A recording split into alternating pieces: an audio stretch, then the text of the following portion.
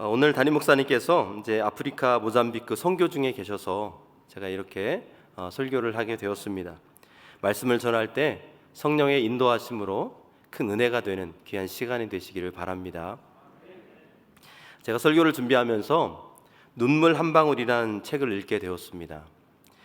저자는 이어령 박사님으로 암투병을 하시다가 얼마 전에 소천하셨죠.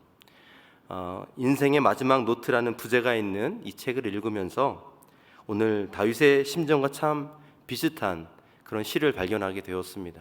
그래서 오늘 여러분들과 같이 함께 나누고자 합니다. 바람 한 점 없는 날에도 깃털은 흔들린다. 날고 싶어서. 바람 한 점 없는 날에도 공깃돌은 흔들린다. 구르고 싶어서. 바람 한 점 없는 날에도 내 마음은 흔들린다. 살고 싶어서. 암투병을 하면서 얼마나 힘드셨을까요? 그 힘듦을 생각하니까 좀 가슴이 뭉클해지더라고요. 오늘 본문의 다윗의 심정도요, 이와 비슷하지 않았을까 생각합니다. 다윗은 사울에게 시기와 질투로 쫓겨다니며 그렇게 생명의 위협을 받았습니다.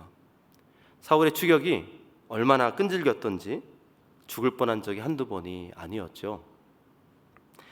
다윗은 사울의 추격을 피하는 길은 단 한 가지밖에 없다고 생각했습니다. 바로 이방 땅 블레셋으로 피하는 길이었어요. 왜냐하면 이스라엘 땅에 계속 있으면 언젠가는 죽게 될 것 같았기 때문입니다. 그렇게 그는 자신을 믿고 따라와 준 400명의 군사와 함께 블레셋 시글락에서 그 지역으로 망명을 하게 됩니다. 근데 어느 날이었어요. 블레셋과 이스라엘에 큰 전쟁이 일어나게 됩니다. 블레셋은 이 5개의 성읍으로 된 그런 나라인데 그 5개의 성읍 족장들이 모여서 이스라엘의 사울 왕과 그렇게 큰 전쟁을 벌이게 되었던 것입니다.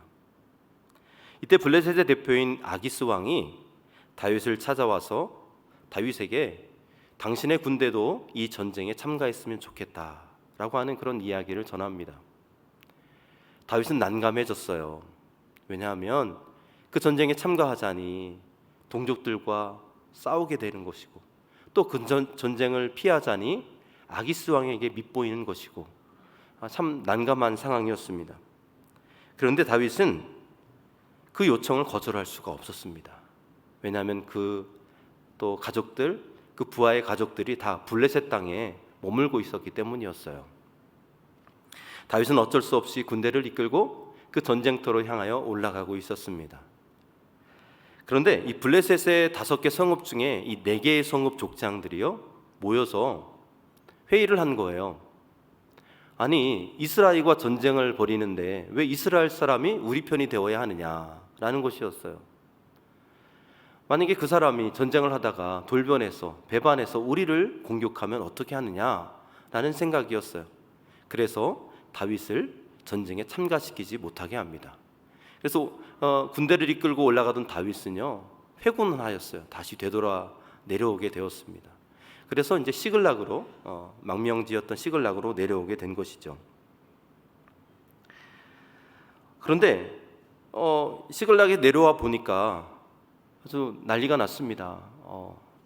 이스라엘의 아주 적이었던 그 아말렉이 쳐들어와서 온 마을을 불태우고 재산을 다 빼앗아가고 또 가족들을 다 그렇게 붙잡아 간 거예요. 그 중에 그 포로 중에는요 다윗의 2 아내도 있었어요. 그 당시 전쟁이 포로가 되면 노예가 되는 것이었습니다.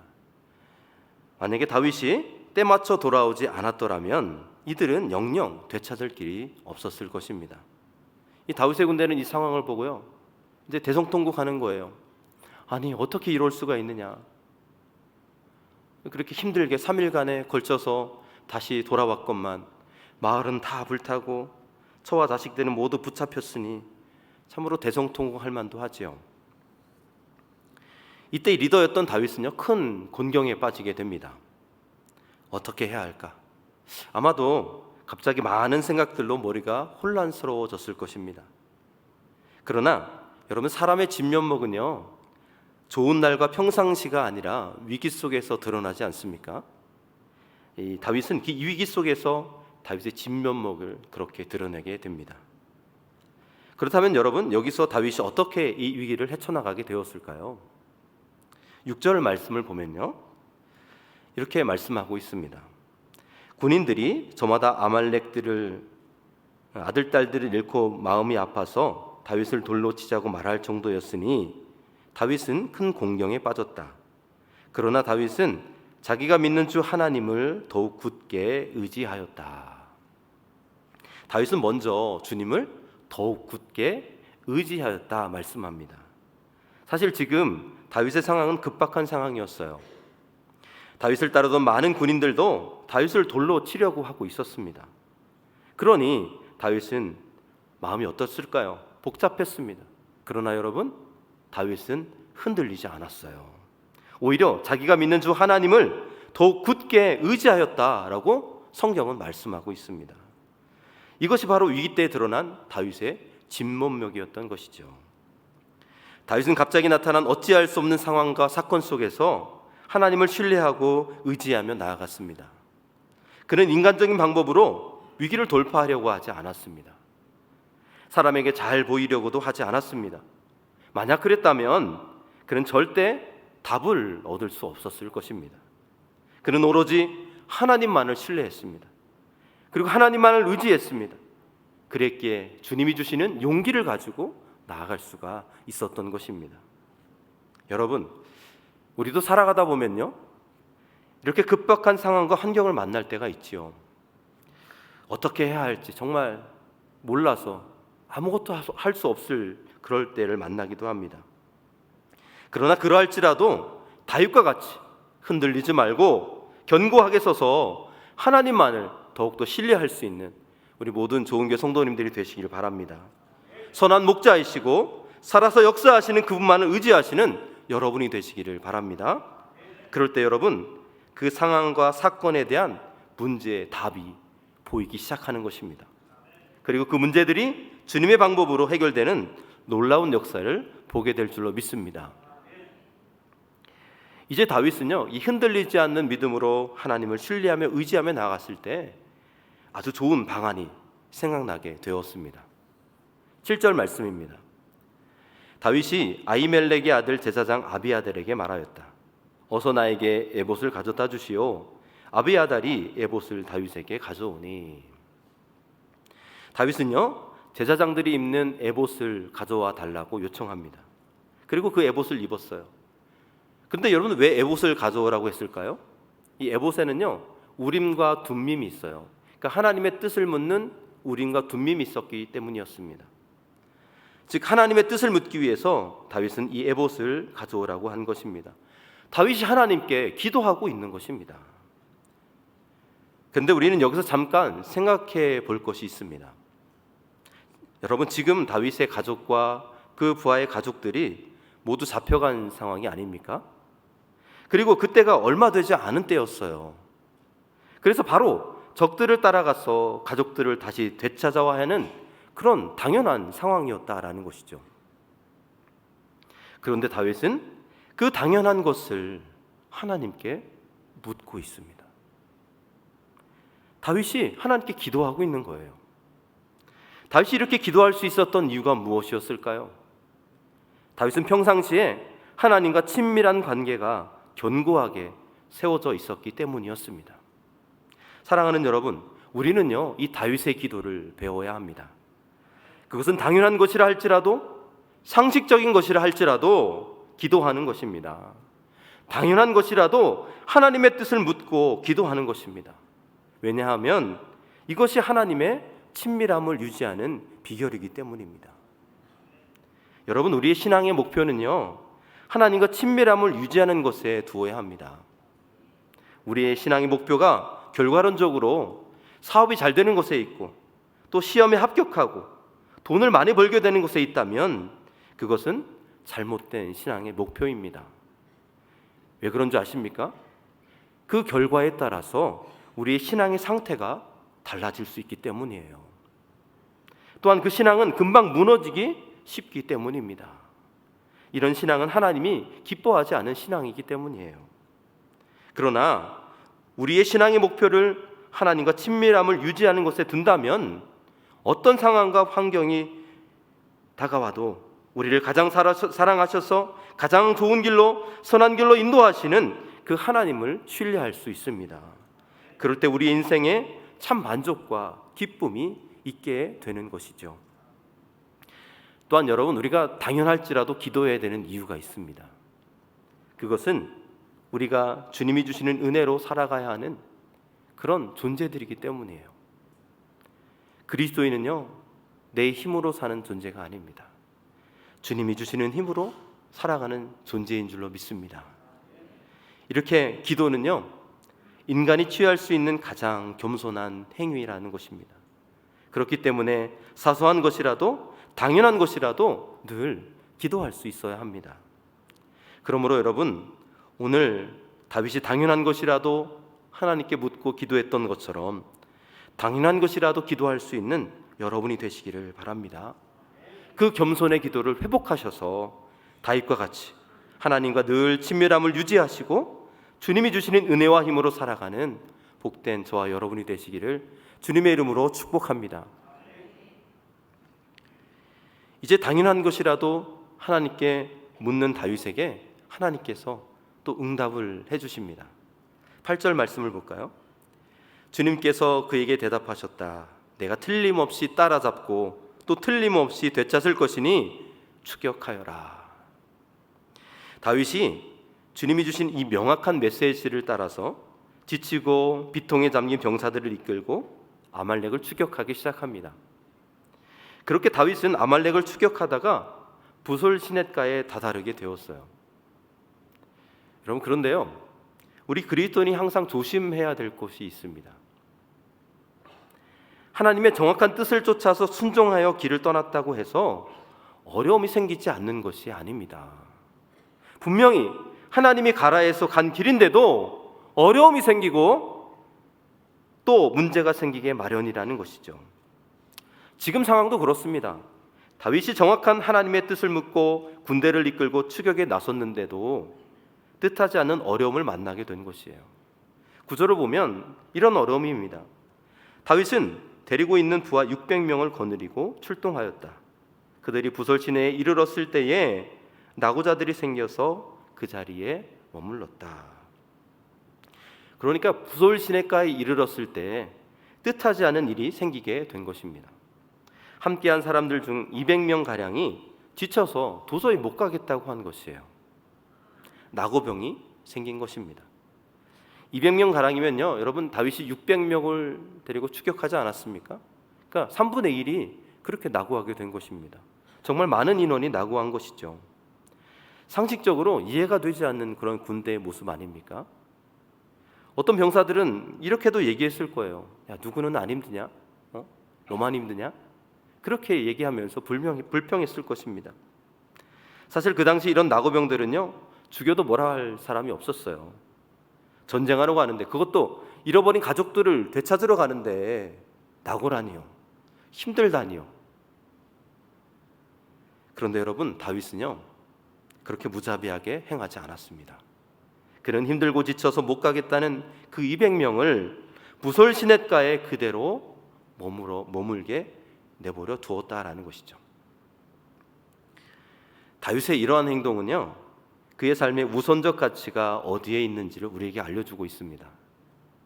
다윗은 전쟁이라는 이 분명한 목적이 있었어요. 목표가 있었습니다. 그러나 그것보다도 더 우선하는 가치가 있었습니다. 그것은 바로 생명을 사랑하는 것이었어요. 어떠한 일보다도 생명을 더 우선하였던 것이 바로 다윗의 모습이었다라는 것입니다. 이 모습은요, 또 11절에 분명하게 더 나타나고 있습니다. 11절 말씀을 볼까요? 군인들이 들녘에서 한 이집트 사람을 발견하여 다윗에게로 데리고 왔다.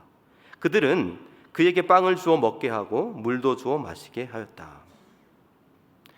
200명의 나고병을 뒤로하고 다시 아말렉을 추격하게 되는데, 그 와중에 또 병들어 죽게 된 이집트 소년 한 명을 만나게 됩니다. 여러분, 다윗은요, 이 이집트 소년을 그냥 지나쳐도 되었어요. 그냥 무시하고 그냥 가던 길을 가도 되었습니다. 왜 그렇습니까?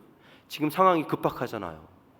지금 빨리 아말렉을 쫓아가서 잃어버렸던 가족들을 찾아와야 되지 않겠습니까?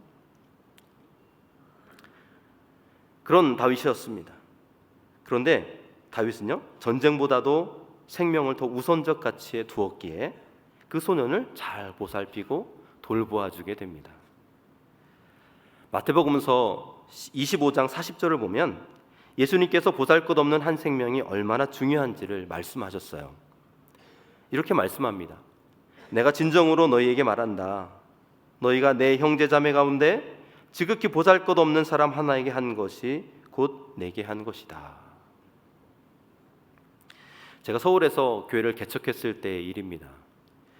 제가 개척을 하면서 저에게 다짐한 것이 있었어요. 여러분들 그 개척을 하면 성도들이 없잖아요. 그래서 새벽 예배도 성도들이 없었습니다. 그렇지만 새벽 예배는 빠지지 말고 내가 드리자라는 다짐이었어요. 그리고 내가 교회를 꼭 지키자. 성도들이 없어도 내가 교회에 가서 꼭 교회를 지키는 사람이 되자라는 그런 다짐이었습니다. 그렇게 새로운 성도가 올까 기대 반 걱정 반 하고 있었습니다. 개척하고 얼마 안 됐을 때의 일이었어요. 어떤 젊은 청년이요, 술을 마시고 그렇게 교회에 오게 되었습니다. 그리고 배가 고프다고 좀 밥을 사 먹게 돈을 좀 달라는 것이었어요.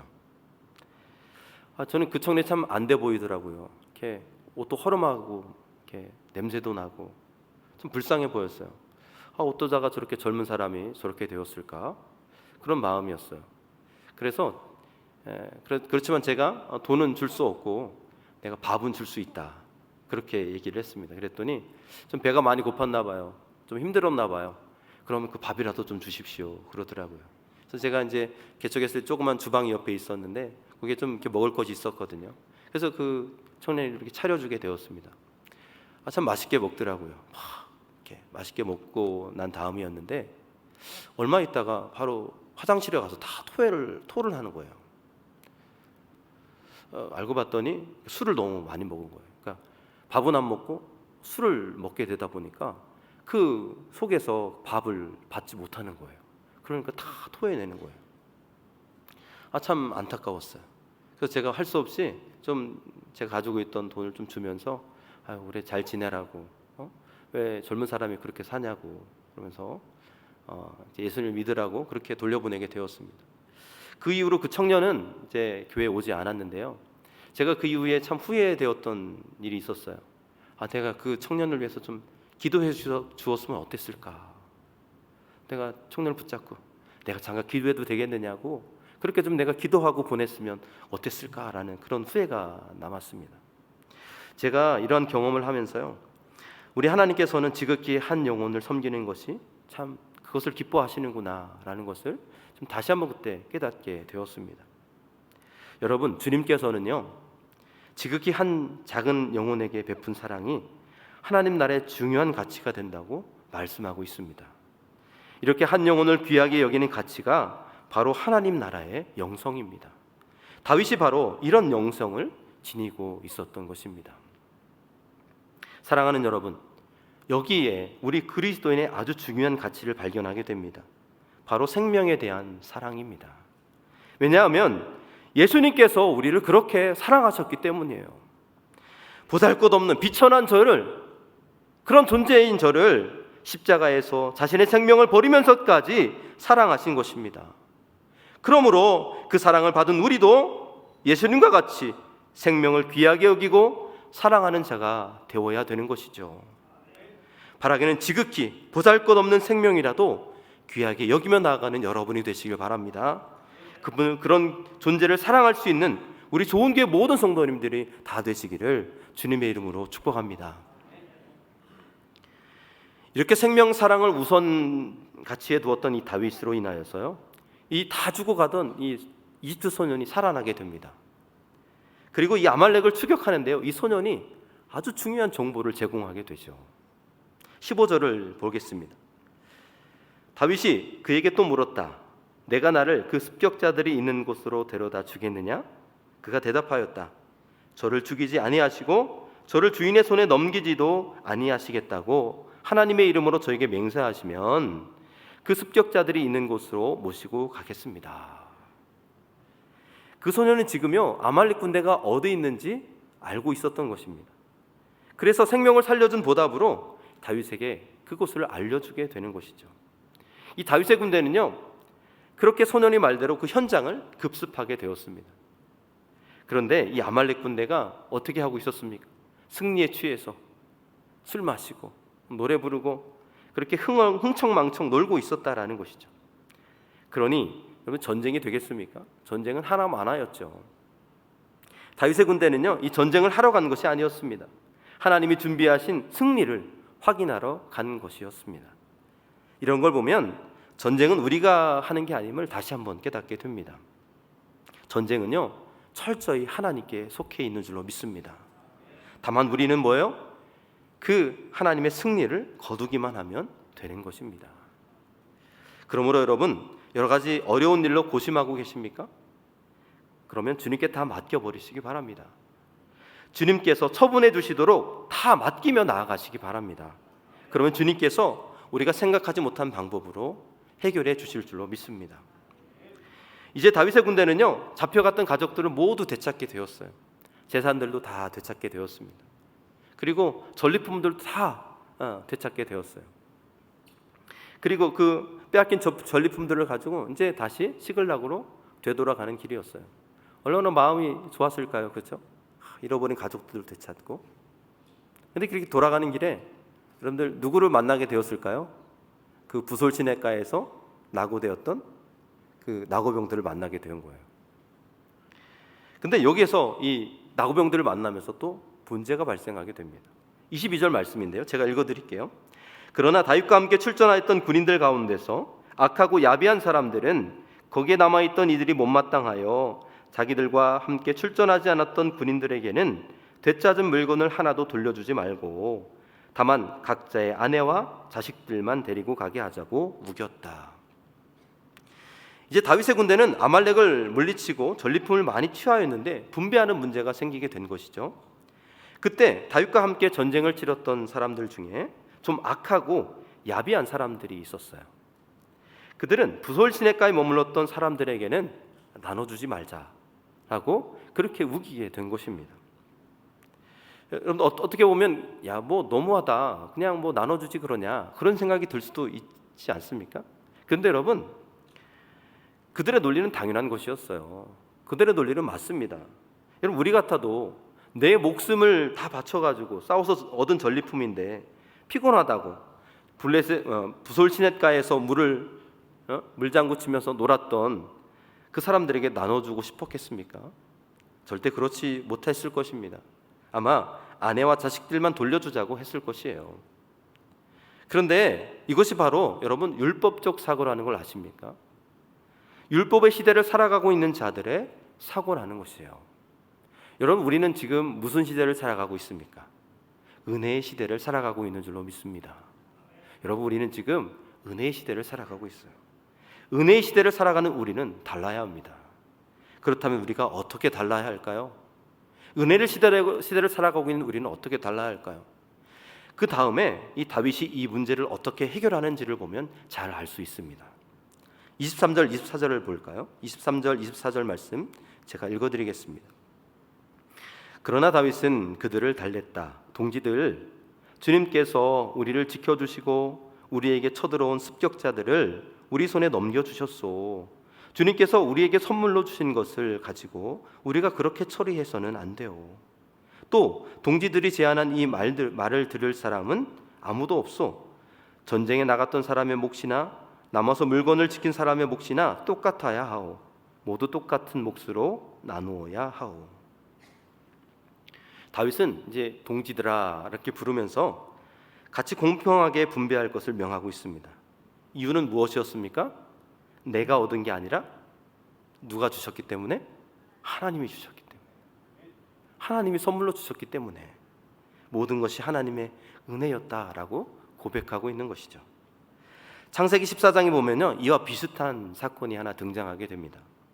소돔에 살고 있던 롯이 큰 어려움을 당하게 돼요. 그 소돔을 쳐들어왔던 많은 사람들로 인해서 붙잡혀 가게 되고 온 재산도 다 빼앗겨 가게 됩니다.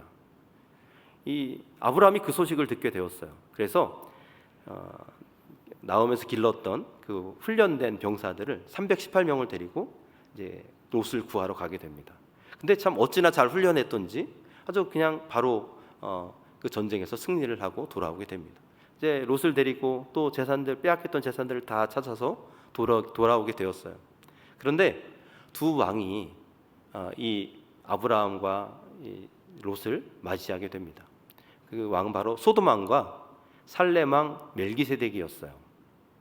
이 소돔 왕은요, 이 아브라함을 보면서 그렇게 얘기합니다. 당신이 정말 수고해서 얻은 것이니까 당신이 다 가지라고. 당신이 다 가지시오. 그렇게 얘기를 합니다. 그런데 이 살렘 왕 멜기세덱은 좀 달랐어요. 이렇게 얘기를 합니다. 천지의 주제신 하나님께서 그대의 손에 원수들을 넘겨주셨으니 하나님께 감사하십시오. 여러분, 이 멜기세덱의 말이 무슨 뜻입니까? 당신이 전쟁에서 승리한 것은 당신의 힘으로 당신의 실력으로 된 것이 아닙니다. 하나님이 당신에게 원수들을 붙여주셨기에 당신이 승리할 수 있었다라고 말하는 것입니다. 그러니까 하나님의 은혜로 승리하게 되었음을 말씀하고 있는 것이죠. 이 말을 들은 아브라함은요, 정말 감사할 수밖에 없었어요. 아, 그렇구나.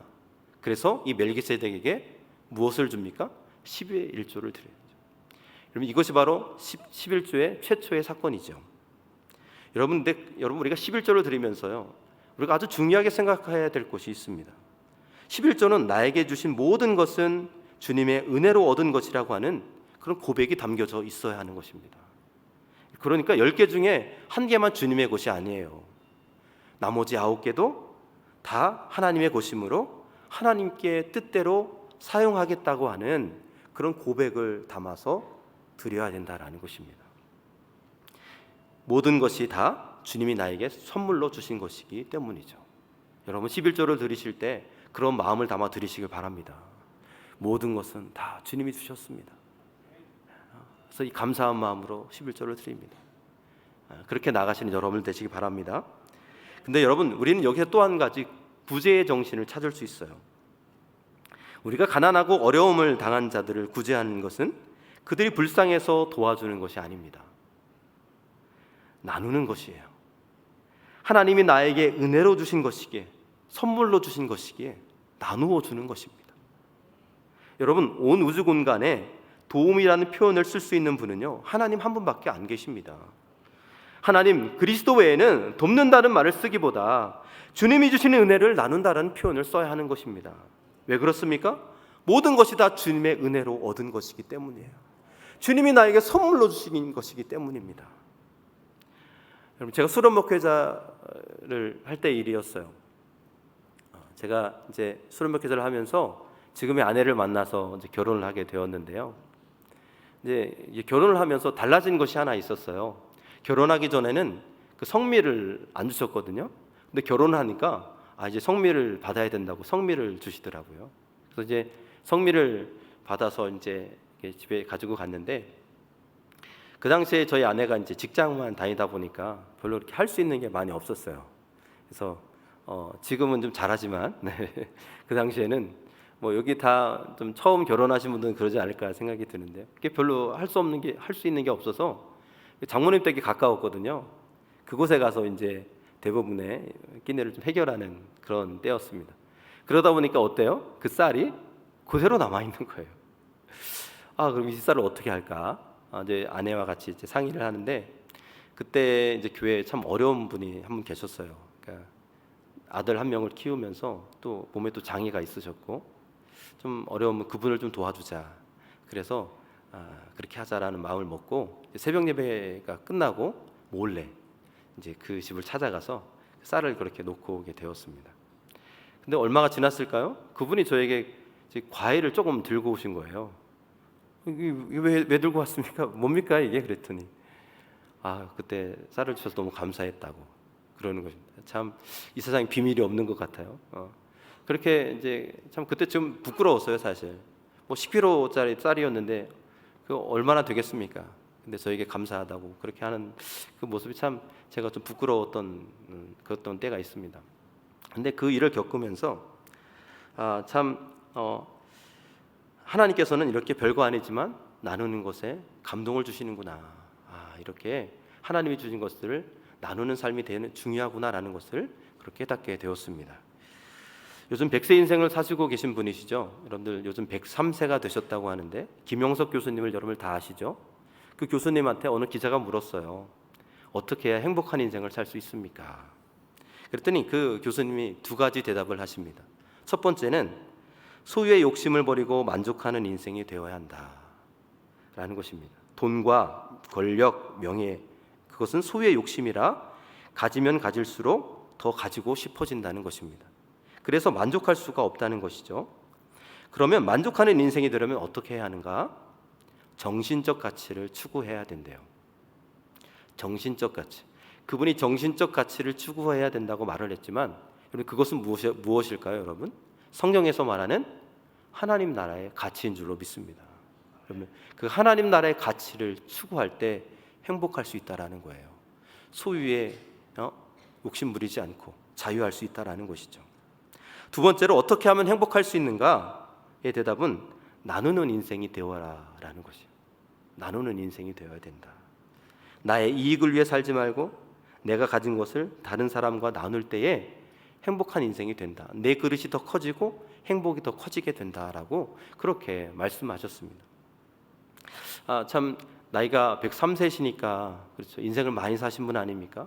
좀 그분의 얘기가 참 공감이 되는 것 같아요. 참 우리가 귀 기울여 들을 만한 내용입니다.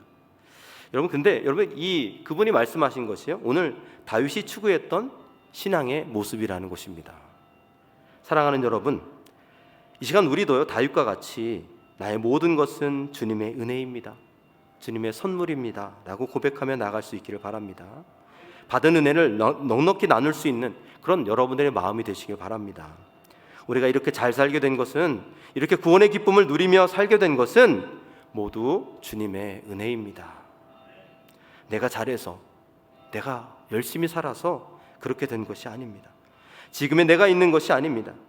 주님의 은혜가 아니었다면 우리는 그저 파손된 존재로 영적인 깊은 수렁에 빠져서 죽을 수밖에 없는 자였던 것입니다. 오늘 다윗의 군대는 하나님의 사람 다윗을 통해서 부설시냇가의 은혜를 누리게 되었습니다. 마찬가지로 오늘 우리도 예수 그리스도를 통하여 십자가의 은혜를 누리고 있는 자라는 것을 기억하시기를 바랍니다. 그리고 그 은혜를 받은 자로서 먼저 감사하십시오. 그리고 많은 이들에게 그 은혜를 나눠줄 수 있는 넉넉한 마음의 소유자가 되시기를 바랍니다. 그런 여러분들 되시기를 주님의 이름으로 축복합니다. 이 시간 함께 기도하는 시간이 되기를 바랍니다. 우선 오늘 다윗과 같이 어떤 위기 속에서도 주님을 신뢰하며 기도하게 해달라고 여러분 기도하시고 또 주님이 주시는 힘과 능력으로 살아가는 복된 저희들이 되게 하여 주옵소서. 또한 나의 모든 것은 주님이 주신 선물이고 은혜입니다. 내가 더 가지려 욕심부리기보다 나누고 베푸는 넉넉한 마음을 갖게 하옵소서. 그리고 멀리 아프리카 모잠비크에서 선교하시는 담임 목사님과 선교팀을 위해서 이 시간 함께 기도하는 시간을 갖기를 원합니다. 우리 함께 통성으로 함께 기도하며 나가겠습니다. 사랑의 아버지 하나님, 이 시간 저리 기도합니다. 성령 하나님, 이 시간 인도하여 주시옵소서.